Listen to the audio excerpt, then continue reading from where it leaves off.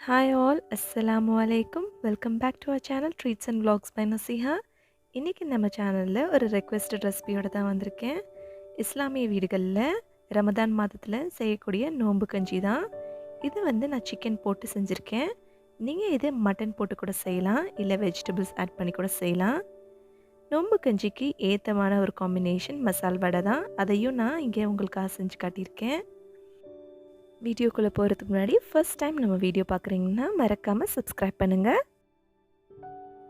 250 grams அளவுக்கு basmati rice எடுத்திருக்கேன். அதில் பாதி அளவு 125 கிராம்ஸ் அளவுக்கு எல்லோ மூங் தால் பாசிப்பருப்பு எடுக்கணும். ஒரு பெரிய வெங்காயம் ஸ்லைஸ் பண்ணியிருக்கேன். அதோட ஒரு சின்ன தக்காளி எடுத்தால் போதும். நோம்பு கஞ்சிக்கு ரொம்ப தக்காளி போடக்கூடாது.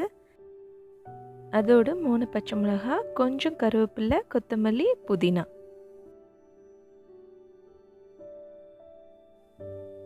2 இன்ச் அளவுக்கு பட்டை, ஒரு 2 ஏலக்காய், ஒரு 3லேருந்து 4 கிராம்பு எடுத்திருக்கேன்.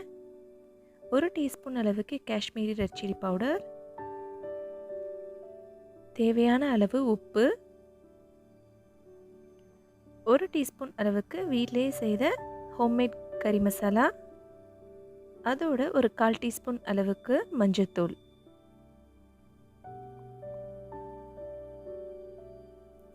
ஒரு அரை டீஸ்பூன் அளவுக்கு ஃபெனுக்ரீக், மேத்தி சீட்ஸ்ன்னு சொல்லுவோம், இல்லைன்னா வெந்தயம். அரை மூடி தேங்காயிலிருந்து எடுத்த தேங்காய் பால், அதோட 200 கிராம்ஸ் அளவுக்கு எடுத்திருக்கேன் போன்லெஸ் சிக்கன். உங்களுக்கு சிக்கன் வேணும்னா மட்டன் கீமா கூட போட்டுக்கலாம், இல்லைனா வெஜிடபிள்ஸ் கூட ஆட் பண்ணிக்கலாம். இந்த அளவில் அரிசியும் பருப்பும் எடுத்து நம்ம நோம்பு கஞ்சி செஞ்சோன்னா 7லேருந்து 8 சர்விங் சைஸ் வரும்.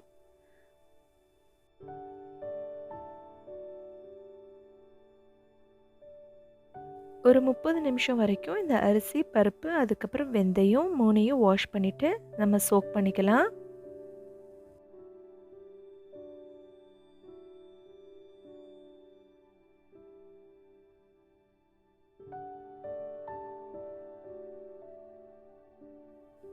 குக்கரில் தேவையான அளவு நெய்யும் எண்ணெயும் சேர்த்து ஆட் பண்ணிக்கலாம். அதோட நம்ம எடுத்து வச்சுருந்த பட்டை, ஏலக்காய், கிராம்பு, ஒரு பெரிய வெங்காயம், இது எல்லாத்தையும் போட்டு நல்லா வதக்கிக்கலாம்.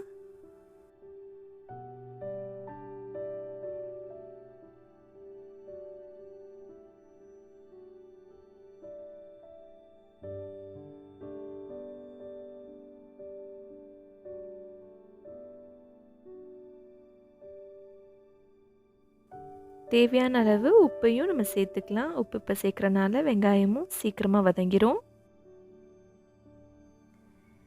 நம்ம சேனல் இப்போ தான் ஃபஸ்ட் டைம் பார்க்குறீங்கன்னா கீழே இருக்கிற ரெட் கலர் சப்ஸ்கிரைப் பட்டனையும் பக்கத்தில் இருக்க நோட்டிஃபிகேஷன் பெல் ஐக்கானையும் கிளிக் பண்ணுங்கள். அப்போ தான் நான் போடுற ஒவ்வொரு வீடியோக்கும் உங்களுக்கு நோட்டிஃபிகேஷன் வரும்.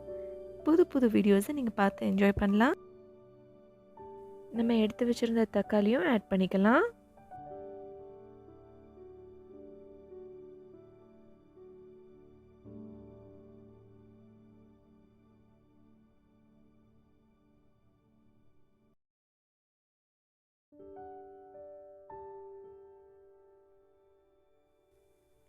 நோம்பு கஞ்சிக்கு எப்போவுமே காரம் கொஞ்சம் கம்மியாக தான் இருக்கணும். உங்களுக்கு காரம் வேணும்னா நீங்கள் ஜாஸ்தியாக போட்டுக்கலாம். ஆனால் இந்த அளவுக்கு பச்சை மிளகாவும் மிளகாத்தூளும் கரெக்டாக இருக்கும். இங்கே நான் 3 பச்சை மிளகாவும் அதோட சிக்கனையும் ஆட் பண்ணியிருக்கேன்.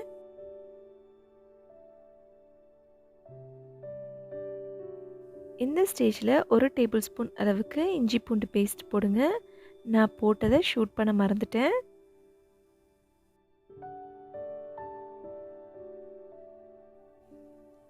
நம்ம எடுத்து வச்சுருந்த கருவேப்பிலை, கொத்தமல்லி, புதினா எல்லாத்தையும் நம்ம ஆட் பண்ணி நல்லா வதக்கிக்கலாம்.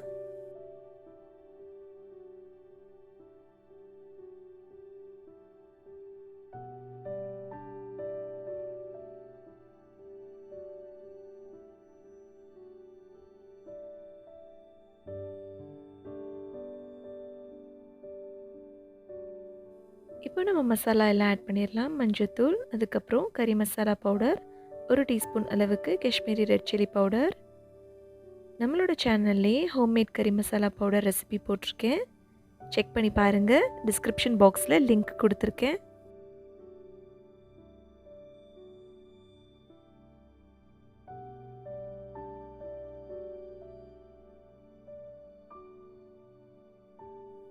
இப்போ மசாலாலாம் நல்லா குக் ஆகி வெந்து வந்துருச்சு. 1 கப் 250 கிராம்ஸ் அளவுக்கு அரிசி போட்டோம். ஸோ நம்ம 6 கப்ஸ்க்கு வாட்டர் ஆட் பண்ணணும். 1 லிட்டர் அளவுக்கு தண்ணி ஆட் பண்ணணும். அதுக்கப்புறம் லோ டு மீடியம் ஃப்ளேம் நம்ம ப்ரெஷர் குக் பண்ணணும் 3 to 4 விசில்ஸ் வரைக்கும். இல்லைன்னா அரிசியும் பருப்பும் நல்லா குழஞ்சி வேகிற அளவுக்கு நம்ம ப்ரெஷர் குக் பண்ணணும்.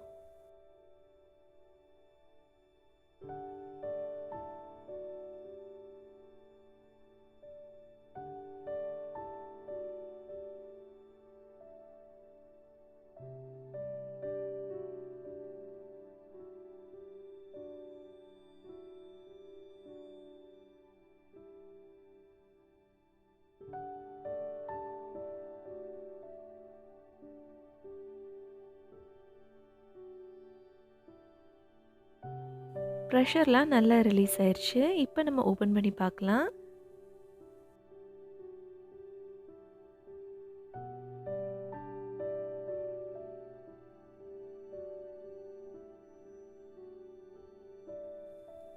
அரிசியும் பருப்பும் இந்த அளவுக்கு குழஞ்சி வேகணும்.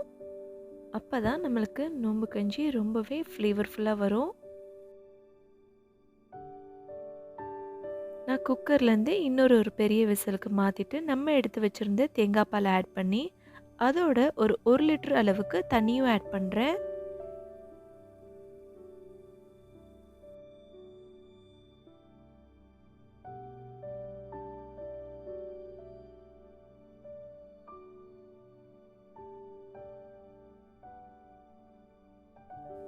இந்த ஸ்டேஜில் உங்களுக்கு உப்பு எல்லாம் கரெக்டாக இருக்கான்னு பார்த்துக்கோங்க. தேவைப்பட்டால் உப்பு இன்னும் கொஞ்சம் வேணால் போட்டுக்கோங்க. கன்சிஸ்டன்சி இந்த அளவில் தான் இருக்கணும். அப்போ தான் ஆறுனதுக்கப்புறமும் கரெக்டான திக்னஸில் இருக்கும்.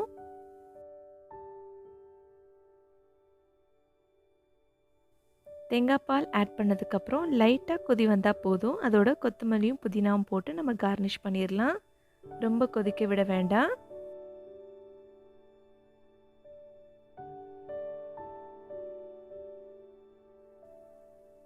மசாலா வடை எல்லாருக்கும் தெரிஞ்ச ரெசிபி தான். இருந்தாலும் நான் ஷார்ட்டாக காட்டியிருக்கேன் நான் எப்படி செய்கிறேன்னு சொல்லிட்டு. ஒரு 200 கிராம் அளவுக்கு சனா தால் எடுத்திருக்கேன். கடலைப்பருப்பு வாஷ் பண்ணி ஒரு 3 மணி நேரம் வரைக்கும் நம்ம சோக் பண்ணிக்கலாம். கடலைப்பருப்பை நம்ம வடைக்கு கொரன்னு தான் அரைக்கணும். ரொம்ப பேஸ்ட்டாக அரைச்சிடக்கூடாது.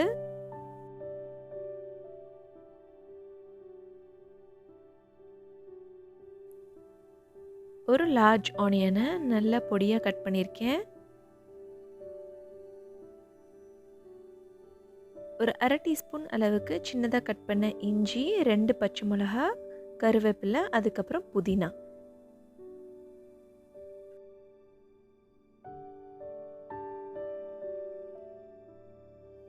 ஒரு டீஸ்பூன் அளவுக்கு நான் ஃபெனல் சீட்ஸ் ஆட் பண்ணுறேன். சோம்பு, அதோட நம்மளுக்கு தேவையான அளவு உப்பு. இது எல்லாத்தையும் நம்ம நல்லா மிக்ஸ் பண்ணிவிட்டு வடை செய்ய ஸ்டார்ட் பண்ணிடலாம்.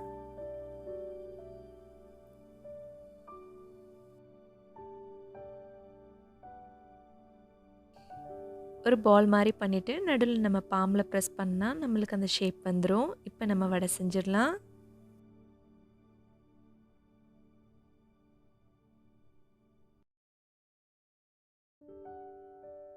மீடியம் ஃப்ளேமில் 2 சைடும் நல்ல ஒரு கோல்டன் ப்ரௌன் வந்ததுக்கப்புறம் எடுத்துருங்க.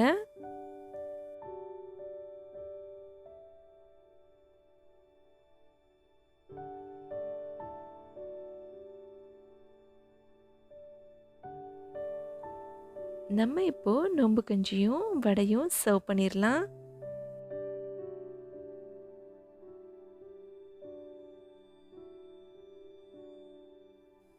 இந்த ரமதானுக்கு மறக்காமல் இந்த நோம்பு கஞ்சியும் வடையும் ட்ரை பண்ணி பாருங்கள். எப்படி வந்ததுன்னு எனக்கு கமெண்ட் செக்ஷனில் சொல்லுங்கள்.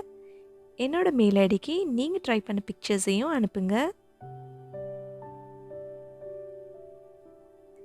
இந்த போல் சைஸில் நம்ம எடுத்த மெஷர்மெண்ட் அளவில் செஞ்சோன்னா நம்மளுக்கு 7 to 8 போல்ஸ் அளவுக்கு சர்விங் சைஸ் கிடைக்கும். ஸோ நீங்கள் யாராவது கெஸ்ட் வந்தால் அதுக்கேற்ற மாதிரி ப்ரிப்பேர் பண்ணிக்கலாம்.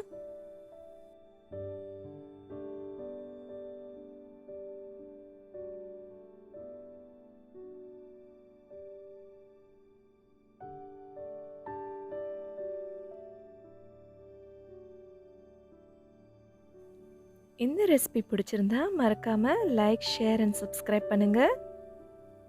இந்த ரமதானுக்கு இந்த ரெசிபியை ட்ரை பண்ணி பாருங்கள். Thank you all so much for வாட்சிங். Have a nice day. Have a happy and blessed Ramadan. இன்றைய நாள் இனிய நாளாக இருக்கட்டும்.